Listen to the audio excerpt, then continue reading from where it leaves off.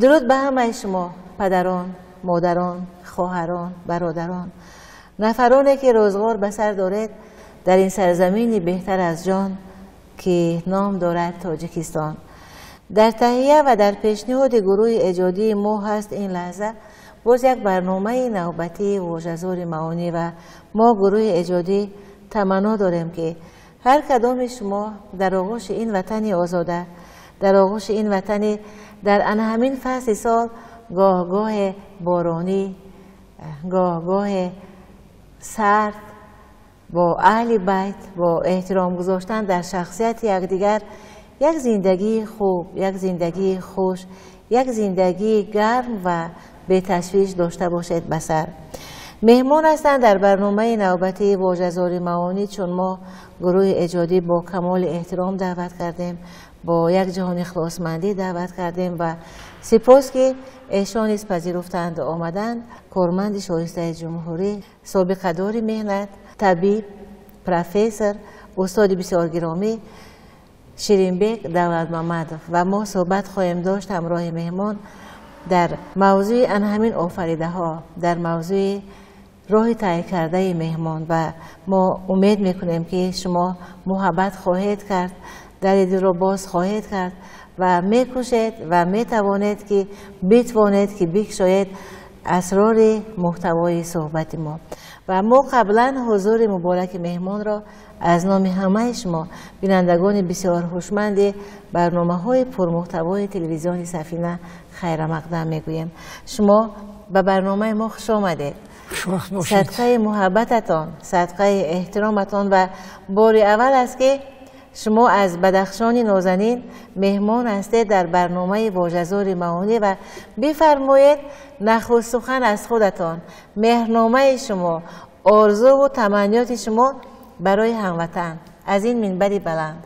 برای هموطنای محترم و عزیزم من او را میخوام که پیش از همه سلامتی نصیب کند، چون از سلامتی همه پستی و بلندی وطن، رشد وطن در همه سوال وابسته به سلامتی است. بگذار آسمان صاف در سر مردم تاجیک همه وقت صلح، امنیت و وحدت همه وقت جاودان باشد. بله، سلامت باشید، سلامت باشید. جراح اعتراف شدید، جراح شناخته شده و با رسالت جراح بودن شایسته زندگی پشت سر کردید، به خدمت مردم کمر همت بستید با همین رسالت و تا جای توانایی کوشیدید مرهمبر داغ و درد بیمار باشید. این مرحله شبها داشت، این مرحله فرازها داشت. طب عموماً نسبت به عصر گذشته خیلی ترقی کرده است، از اون جمله در ساحه جراحی. انا در ساحه جراحی من 54 سال سابقه جراحی دارم. البته اگر ما مقایسه کنیم جراحای کار جراحی و فعالیت جراحی آذرزمان نسبت به سالهای 60 عصر گذشته، فرقش از زمین تا آسمان است. سالهای اول که من جراح شده به نایه اشکاشم رفتم، برق نبود. دیزل اگر شبا 1 ساعت 2 ساعت کار میکرد، 1 هفته 2 هفته یک با کار نمیکرد. شب کسلا داخل میشدن، 4-5 تا لامپای کراسنی را من در میدادم و من جراح میکردم. بعد ثانی چیز افته وای فنریک یک کس از بالا روشانی میکرد و من جراحی میکردم. حالا اون که جراحی در نایه اشکاشم سالهای اول 2 تا 3 دکتر بود. دکترای کلان و تجربه دار نبودن که مشورت گیری آدم گیرد از وی ها. حالا شکرانه میگیم که امروز همه نایه های تاجیکستان از همه اسباب و انجام جراحی تامین کرده شده است. برق شب روز است در هر یک نایه، چه بیمارخانه منطقوی، نایوی، ولایتی، همه اختصاصی ها هستند. با همدیگر اگر کسل بسیار وزبین باشد نافهما باشد جمع میشن یک مشورت میکنند به یک خلاصه میآیند همدیگر را یاردن میکردند. انا من که کار کردم سالهای 64 65 هیچ که نبود میگم علاقم نبود. من احمد خیلی خوب ما فعالیت کاری بونه از همین قطعی کرسیل و لامپ سر کردیم. انا 54 سال در حدود ولایت کوهستان بدخشان من در حدود ولایت چون که از نوعه اشکاشم کوچیدم به شهر خاروق در همه نوعه ما خدمت به خلق رسوندیم از در ساحه جراحی. بله سلامت باشد. اما مثل که جراحی کافی نبود برای شما که راه و روش فعالیت شما بعداً هرگونه شد. چرا؟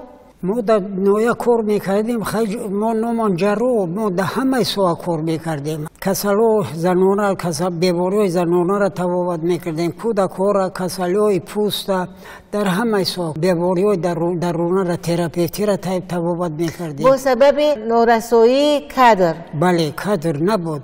3 دکتر یک تا رخصتی مینتی میگرفت یک تا کسل میشد در نوعه در مسافه 300 400 کیلومتر یک دکتر بماندیم.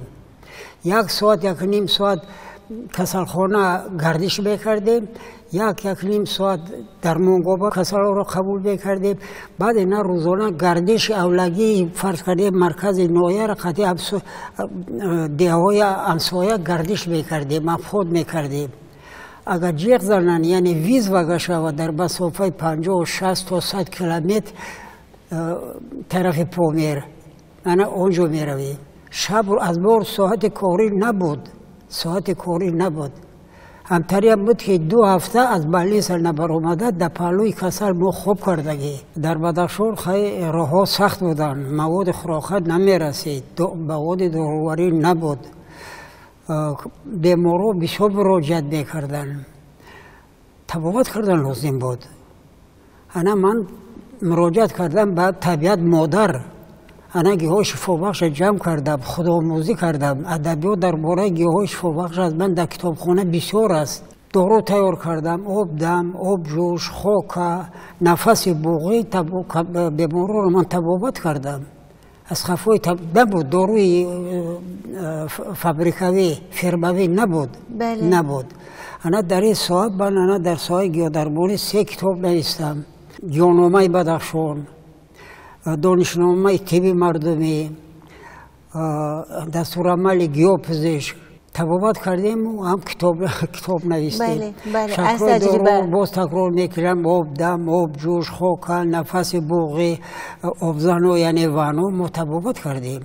غیر از این مرا آسایش نموند آبهای گرم و خنکی در بنبخش بدخشان که از طرف متخصصان گیدروگیولوژ در دوره شوروی آموخته شده بودند. زیاده از 72 چشمه گرم و خنک. من از خفای اینا شدم. درباره آبهای شفابخش گرم و خنک بدخشان نیز کتاب نویسم، هم به زبان روسی هم دیگر به زبان تاجیکی. لچبی مینرال істочники پامیر به زبان تاجیک از گلچین کرده چشم‌ها که قد روی ماشین گرد هستند، چشم‌ها که در درون داخل دیه هستند، چشم‌ها یعنی آینده دار که از خود کردن ویا بسیار نغز است. به زبان تاجیکی من تجربه کردم، نوشتم، پیشکش کسلو کردم. غیر از این اکو زبان‌های باستانی ملت فارس و تاجیک، زبان‌های وخانی، اشکاشمی و لهجه وادی غورانی 3 کتاب دیگه در ساحه فرنگ به چاپ رساندم. انا همه کتاب‌ها رو من رایگان به مردم به شناسا، همه کتابخانه ولایت، کتابخانه شهر دوشنبه، کتابخانه ملی، کتابخانه سینو، کتابخانه بچگانی به نام فردوسی، کتابخانه ولایت سوخت تقسیم کردم. برای دفاع زبان. بله. برای حفظ زبان. بله. باز دیگر کتاب نوشتیم، تبابت با عسل، تبابت گلدرمانی. و استاد هر چیز که نوشتید از تجربه نوشتید. مثلا وقتی که نوشتید تبابت با عسل یعنی که در تجربه کاری شما با عسل تبابت کردید. بله. و نتیجه خوبی آن رو احساس کردید، بعدا کتاب نوشتید. کدام آسان‌تر بوده است، نوشتن و یا طبابت کردن؟ من نوشتم کتاب طبابت با عسل. من زنبور پرورم بودم، اینجا عسل تیار میکردم، خودی عسل، مومی عسل، شیر عسل ما بود پیشکش میکردم بیمارو. همین زحمت طلب است، همین که کتاب نوشتن زحمت طلب است. بله. برای کتاب نوشتن و نشستن در کار، طاقت کردن در کار، ادبیات های زیادی را از خود کردن در کار، خطی کتاب کار کردن در کار، این بسیار زحمت طلب است. زیاده از نیم عصر علاقه فعالیت کرده در بله. ساحه طب و دیگر تجربه خیلی زیاد اندوخته شد استاد. امروز با همین تجربه اندوخته در همین مرحله عمر برای رشد طب تاجیک از نگاه شما چی نمیرسد و کدام پهلوهای طب تا هنوز کشف نشده باشد و برای باز هم بهتر و خوبتر شدن طب تاجیک به چی ما نیاز داریم؟ این ملت به چی نیاز دارد؟ ملتی که وارث سینای بزرگ است. از نقطه نظر بنده اگر خطا کنم من باید گویم همچه دکتر که وقتی ما در دانشگاه طبی میخوندیم به ما گیاهدرمانی را نآموختن، گیاهدرمانی را، گرم آبشناسی را نآموختن، روانشناسی پسیکولوژی را نآموختن، اقلیم شناسی را نآموختن که این 4 شاخه اینا شاخه های طب هستند. یعنی دانستن این شاخه ها برای طبابت کردن به طبیب بله بله کمک میرساند. این 4 شاخه طب هستند. امروز نمیرسد، از آن جمله در بدخشان گوییم، در بدخشان نمیرسد دکتر گیاه پزشک نیست. همین گیاهی که با میگیم مردم اما خیلی هستن، سناتوریوم میگن، گرمچشمه، شفاخانه اوج، بی فاطمه زهرا، غیر از این باز گفتم که 72 چشمه. بله. همین 3 چشمه موسمی است. دکتر بالیولوگ گرمشناس نیست. میفرستونن دکترای فرض کردیم کاردیولوگا، دکتر دل، دکتر تراپیوت کسلای درونی یا دکتر پوستکی، اینو در ساحه گرمابشناسی یگان معلومات نقض ندارن. کی جمع کردن در کار، چخیل خوش کردن در کار، کدام نمودی دارو را تیار کردن در کار، با کدام کسلا و یا فرمودن در کار. خیلی زیاد کوشش کرده، خیلی زیاد تلاش کرده، خیلی زیاد زحمت کشیده، خیلی زیاد به بیمار مهربان بوده. از زندگی هر چیز که خواستید استاد میسرتان گشت، موفق شدید؟ هر چیز که میخواستید دسترس کردید؟ در زندگی من شکایت ندارم. اون چیزی که خواستم من به دست آوردم، اینقدر به مقصدم رسیدم، خوری را من ندیدم. خوشوقت از اون است که هستم که من به خلق خودم خدمت کردم. باز یک روز خوشترین بهترین در حیاتم فراموش نشونده اون بود که همه همین زحمت ها و کتاب ها و طب مردمی را پیش بردن و سمینارها و ترینینگ‌ها را گذراندن در حدود ناحیه اشکالشیم، ناحیه وانج، ناحیه روشن، همه همه را گرفته با یکی از تشکیلات های دولت های خارجی، یعنی کره جنوبی که هر سال اونجا چیزی بین المللی گذرانده می شود، آزمون اشتراک کرده؟ اشتراک کردم. در بین 29 دولت جهان 44 داوطلب همه محنت را گفتن. 3 کس صاحب همه جایزه شدن که یکی از این 3 کس بنده از تاجیکستان بودن. من بسیار خوشحال شدم که بیرق پرچم تاجیکستان در آنجا برداشته شد که به من یک خوشبختی شد. بله. بله. بله. این چی آزمون بود؟ یه آزمون بود در سمت یحیای میراث فرنگی غیر ماده. مبارک باشد استاد. سلامت باشد. مبارک باشد. این همه زحمت هایی که پشت سر شد این همه کتاب هایی که تالیف گشتند، این سوال آخران استاد، این همه نوشته ها خواننده خود را یافتند؟ بله بله. اندیشه خواننده به شما رسید؟ بله خوندن، زنگ میزنن، منحدوره بیان میکنن. حاضر چه هوا و هوس تازه باشد به سر استاد، باشد کتابی که هنوز نوشته ایستاده اید. باز دوباره درباره گیاهای دربار بخش به طور کلان کتابی که سال اول نباتات در بخش بدخشان و استفاده برای اون رسم میخوام که باز نشر کنم و با علاوگی های پره دوباره باز نشر کنم. در همه کار کرده ایستادم. کشوی شکار استاد عزیز. برار سلامت باشید استاد عزیز و برنامه ما خوش آمدید. صدقه محبتتان و صحبت ما برگزار می‌گردد در صفحه های اول تقویم 2025. ما تمنا میکنیم که همین سال هر صفحه سال 2025 برای شما در زندگی شما در کار و فعالیت شما فقط رقم‌های سعادت، رقم‌های صداقت، رقم‌های خجستفالی و خیر و برکت بیارد. سلامت باشید، برکت در زندگیتان استاد. و چون آغاز صحبت از جانب شما بود، باشد که در انجام هم شاید در انجام گفتنی دارید که ما داده صحبت پرمحتوای شما شدیم و پرسیدنش را فراموش کردیم. بفرمایید. با ملت تاجیک من میخوام باز گپ تکرار میکنم، پیش از همه سلامتی میخوام. خلق تاجیک تیج باشند، صحت باشند، سلامت باشند، آسمان صاف در سر اینا باشد، همدیگر فهمی باشد.